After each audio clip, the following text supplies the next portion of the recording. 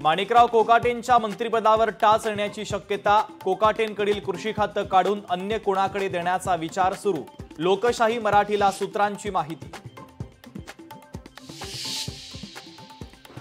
राष्ट्रीय स्वयंसेवक संघाशी संबंधित तरुण भारत या वृत्तपत्राने उपटले वादग्रस्त मंत्री आणि आमदारांचे कान। कृषी मंत्री माणिकराव कोकाटे, गोपीचंद पडळकर, संजय गायकवाड यांच्या बेजबाबदार वर्तनावर कठोर टीका। शिंदेंच्या नगरविकास खात्याकडे फडणवीसांची नजर। मोठ्या निधीसाठी लागणार फडणवीसांची मंजुरी। सूत्रांची माहिती। गृहराज्यमंत्री योगेश कदम यांच्या सावली डान्स बारवरील केलेल्या आरोपानंतर सावली बारची सत्यतेची अंजली दमानियांनी केली पाहणी। गृहराज्यमंत्र्यांनी राजीनामा द्यावा, अंजली दमानियांची मागणी। महानगरपालिकेच्या कचरा उचलण्याच्या टेंडरमध्ये 6 ते 6.5 हजार कोटी रुपयांचा मोठा घोटाळा।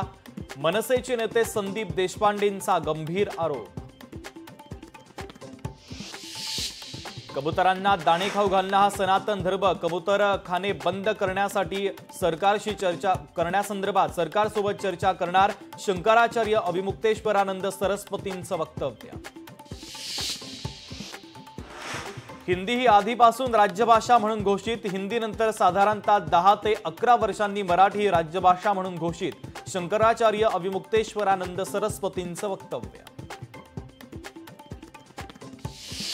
पुण्यातील गुडलक कॅफे अडचणीत। काचेच्या तुकड्यानंतर आता भुर्जीमध्ये सापडलं झुरळ।